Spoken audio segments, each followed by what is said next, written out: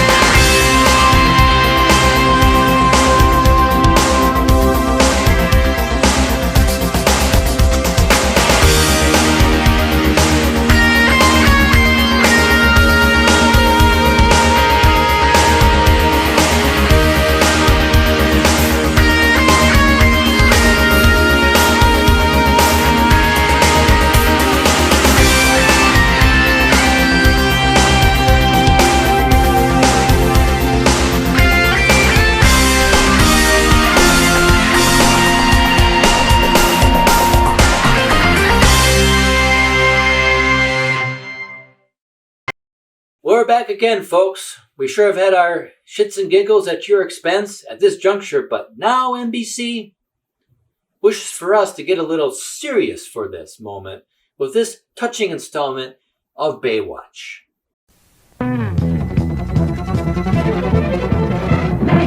KHJ!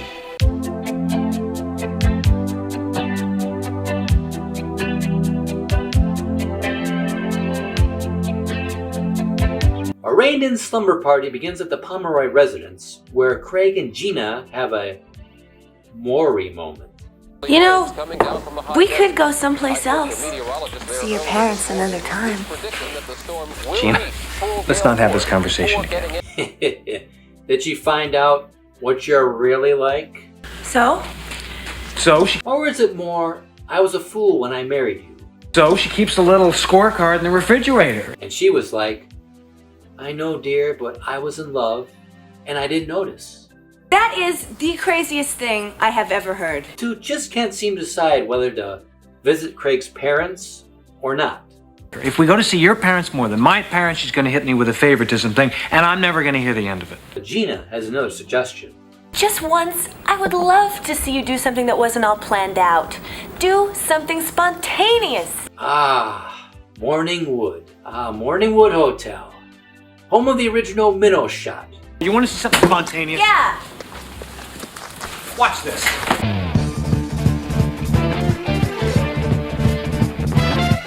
93 KHJ!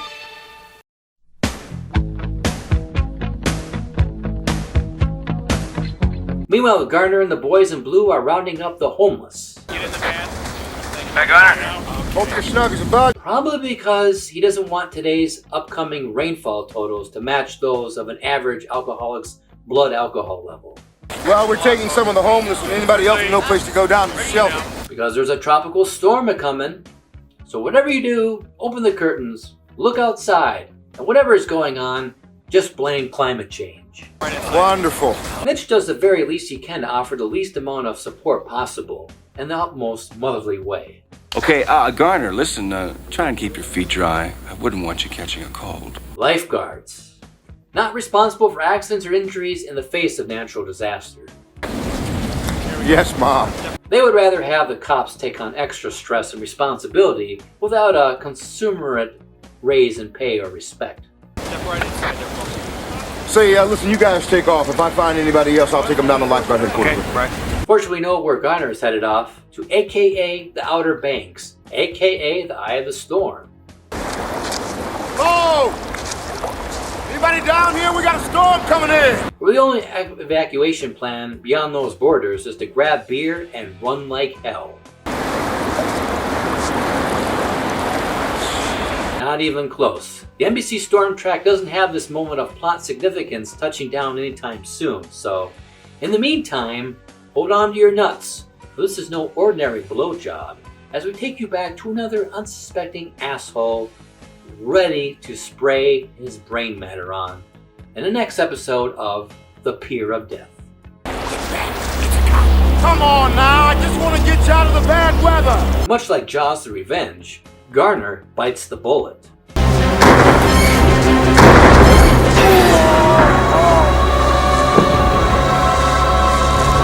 Ooh, this time it's personal.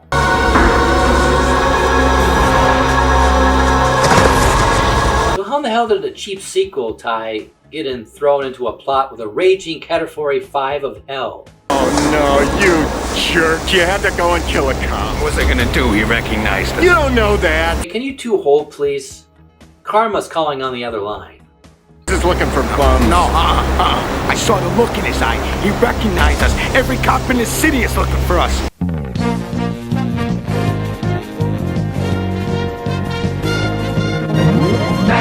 KHJ, Los Angeles.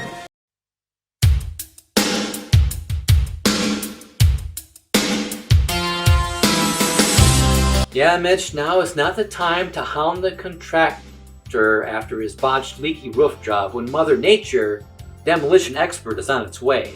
Listen, is my roof gonna be alright through this storm? What roof? So let's check in on Garner, and don't worry, it will soon end.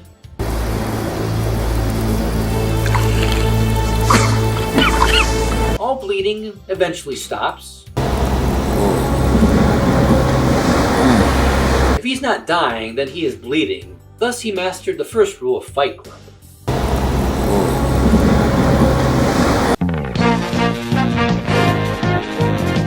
The rhythm of Southern California. 93 KHJ, Los Angeles.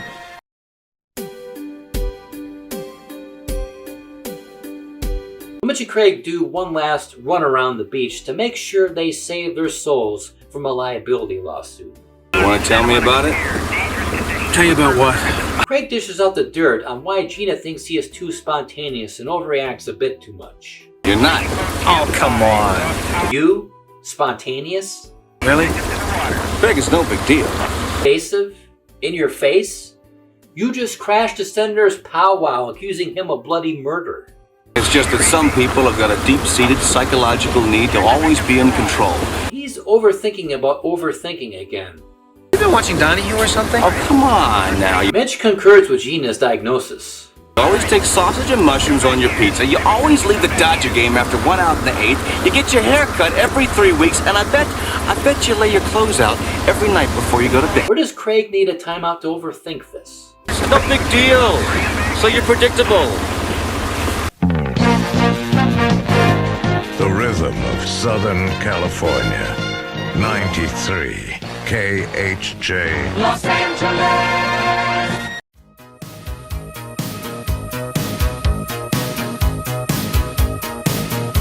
Gina, however, takes a page out of the Floridian's crisis guide to hurricanes and hosts her own hurricane party. You know, this is kind of a neat idea. Never been to a hurricane party before. Well, I know this isn't officially a hurricane, but I figure we might not get another chance. And besides, I love a good storm. Don't having a hurricane when you're 1, buying as much alcohol as possible, 2, having a party, 3, pray it hits on a work or school day, and 4, buy more booze. 5, You make more jokes about the hurricane's name. 6. Make your own hurricane-themed playlist. And 7. Freak out when it's actually terrifying. Gina would rather take this moment of silence to let out the air about Craig. A little fight this morning. What about? I mean, you know the dumb part? We really weren't fighting about anything. You don't have to go on, Gina. So Gina comes to the realization that she can either spend the night with those two Tweety birds, Eddie or Shawnee, or spend the evening rocking it like a hurricane with Craig. No, it's no big deal. One day when you're married, you'll understand that every so often you have to have an argument. Where are you going?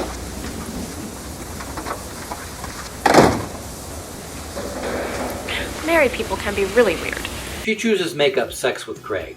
The dumbest thing is you find the stupidest things to argue about. Even if you're not really mad at the other person. Hey, it's worth fighting for. I think it has something to do with making up. Oh, so you're the experts on marriage now, Eddie. You're gonna love these movies. Classics. The Three Stooges, Laurel and Hardy, Tweety and Sylvester. Last time I checked, you look like the road most traveled for single men, aka the country road. What? I love Tweety and Sylvester. Yeah, I heard the conditions were stiff. The rhythm of Southern California. 93 KHJ, Los Angeles.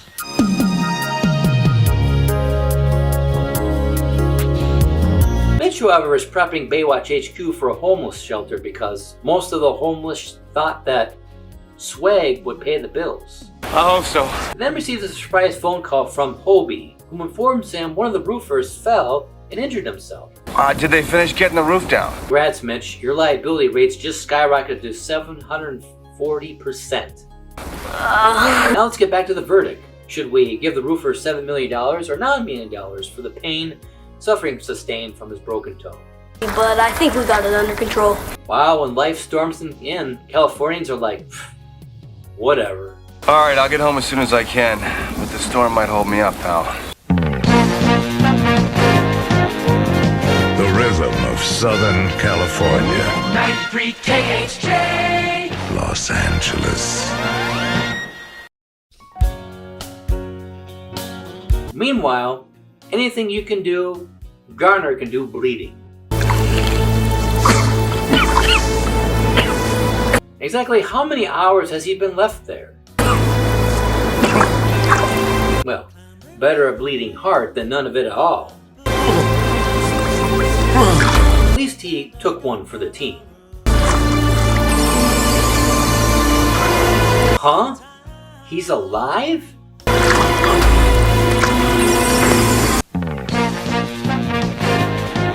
The Solid Gold Weekend.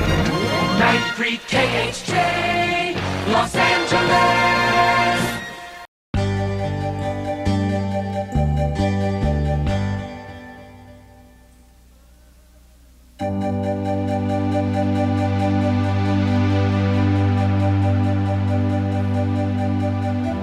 Looks like Gina wasn't in to break the county's HR policy with you, Craig.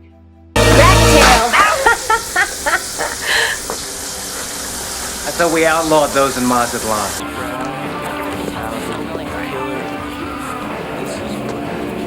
Okay? Yeah, I'm ready. Your turn. Is that Matt?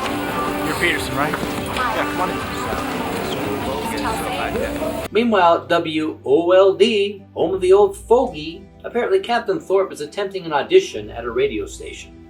Excuse me, are you like a bus driver or something?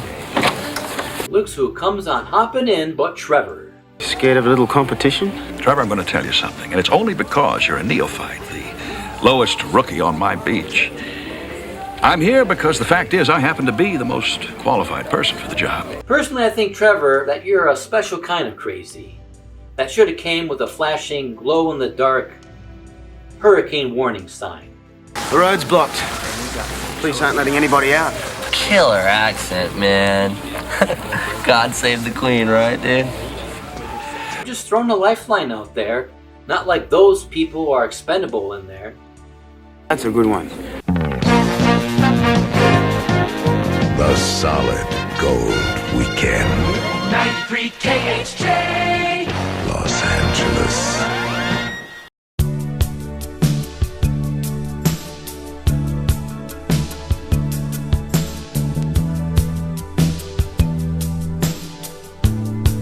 We now return to day 6 of Garner's Stairway to Heaven adventure. And he finally manages to gain control of all his bodily functions to call out reinforcements. Hello? Come in. Anybody? Officer in trouble. Can you read me? Come in. He calls for help, but nobody is listening. Oh well. What certainly doesn't kill him certainly will give him a lot of unhealthy coping mechanisms. Come in. Southern California is really taking this storm on the chin. Thanks. National Weather Service is... Back at the Pomeroy homestead, Shawnee and Eddie are toasting their Hurricane Ranas during their super lame hurricane party. So what's with this weather anyway? What do you mean? I mean, whatever happened to it never rains in Southern California? Propaganda. That song was written by the Chamber of Commerce. Eddie wants to add a little fire into their drink and situation to heat things up as he brings up the first subject of first kisses and romance. I don't remember. Are you sure you want to reconsider, Shawnee? You know Eddie is one of those co-workers whom likes to follow his co-workers around at waist height. Everybody remembers their first kiss. Now, come on, let's hear it. Come on! I was maybe, 13? Late bloomer. Yeah. Yes, come to the Cat 5 Hurricane Party, where there will soon be no electricity, flowing alcohol, and music on batteries. Susie DePino. I had it all planned out. As soon as the train went under the 10th Street tunnel, I was gonna make my move. And? And I chickened out. Glad to see you're all using Mother Nature to justify your hopeless alcoholism.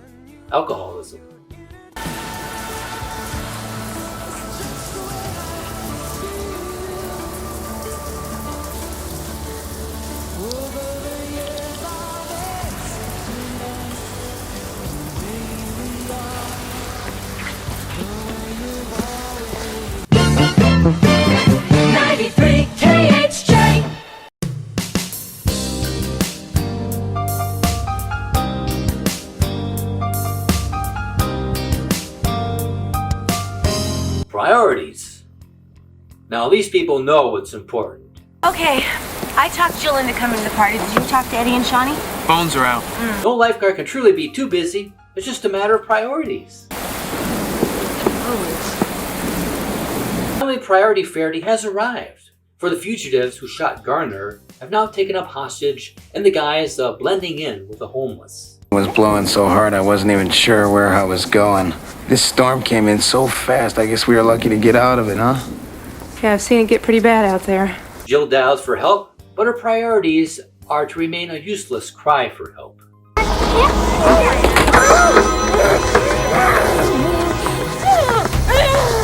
Nice try, honey. I'm gonna call the cops, huh, baby? I'm gonna call the cops. Don't think so! Funny how this is the 8th time how Baywatch has had to stop a group of bloodthirsty murderers. Back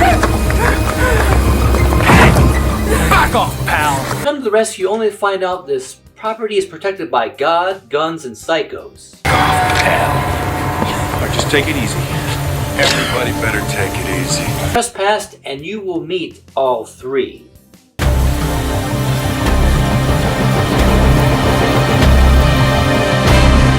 Hey Hoff, it's too soon for hurricane jokes. Excuse me. I just want to know what's going on here. Is this some sort of stick-up or something? Why don't you wait until everything blows over? Yeah, that's right. We couldn't decide whether to rob a bank or a lifeguard station, you sand for brains. Hey, nice comeback. Stay there and shut up. 93 KHJ. We now come back to our favorite stranded castaway Garner as he has tugged and toiled 8 crazy nights holding his bleeding innards intact.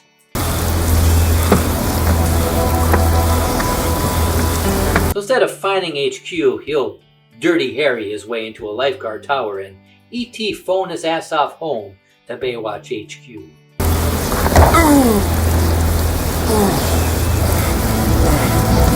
Mitch warns him that armed guns are taking up residence, which leaves Sergeant Al Powell here from Die Hard as our only hope. Are they there? Yeah. Yeah, the place is all locked up. Why don't you just go home and get some rest, huh? Mitch, be careful. If I who they think they are, they were doing time on a murder rap at Terminal Island when I'm shopping. Hopefully he doesn't stop for Twinkies.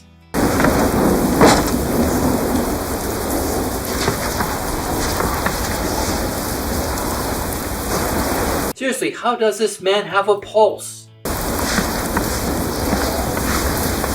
Should have titled this Justice of the Living Dead.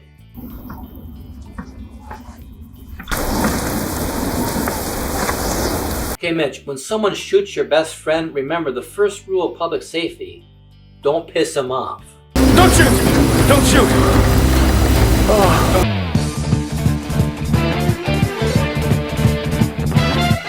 93 KHJ!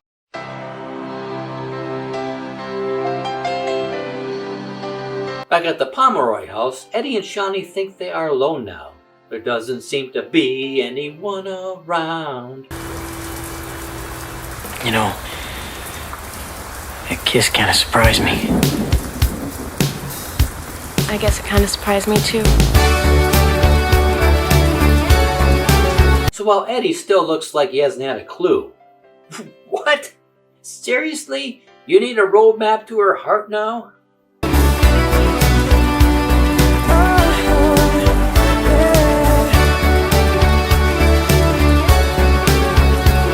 So go lay some sugar on thee. Do you need to borrow Elliot's footstool from E.T. to kiss her? Because after all, you're moving in on his girl now. Plus we're getting read it to a feel-good montage. A little Wet and Wild here.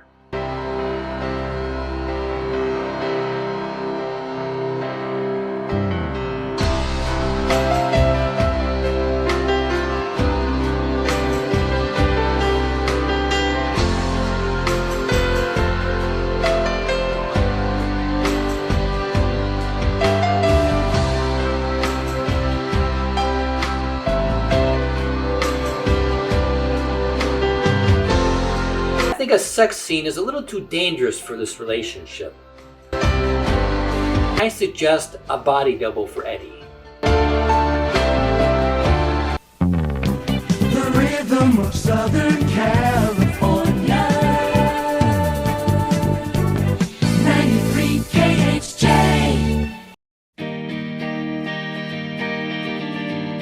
Meanwhile, Hobie's putting on the power glove, going for the power play with Jenny Lewis. Could you hold me, just for a minute? Oh, he's so bad.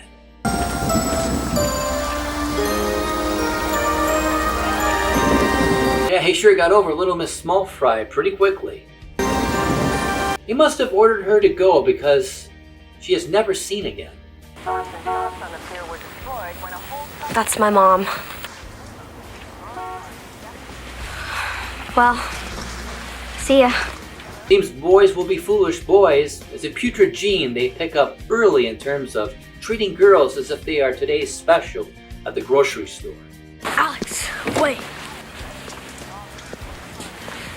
Being with you today was great. I think you're great. Well, when it comes to Baywatch Expendables, Craig is your man. No, really, he's expendable and we don't want him. This show not only sets a new Baywatch record for making the moves on past movie stars, murder attempts, but yet another hostage of a loved one. Get up. Come on, I'm not gonna hurt you. Hey, what are you doing? Namely Gina. Again. Hey, I'm gonna take a look downstairs. These boys won't give you any problems as long as I have a little collateral with me. Now, where you boys? All this ends up shatters into a million pieces as the window blasts open, and after traveling the length of a football field, hiking 40 days and 40 nights, Captain Ahab here zombie crawls to the rescue and miraculously leaves no bloody trail of entrails behind. For the more he smells like the stench of fear, the stronger Action Jackson he becomes. Garner's strategy is quite choice in managing to cut the power to both the emergency generator, and QB sneaks into the garage for a little pest control. Rather than trust the emotional support of a firearm, he would resort to old school mano-a-mano combat. Dick? So while they're having their garage brawl, you would expect Jill to come in with some decisive diversion.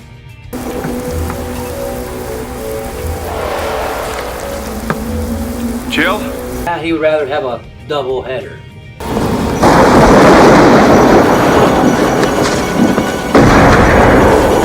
This time is personal for John Shaft. They say that Garner is one bad.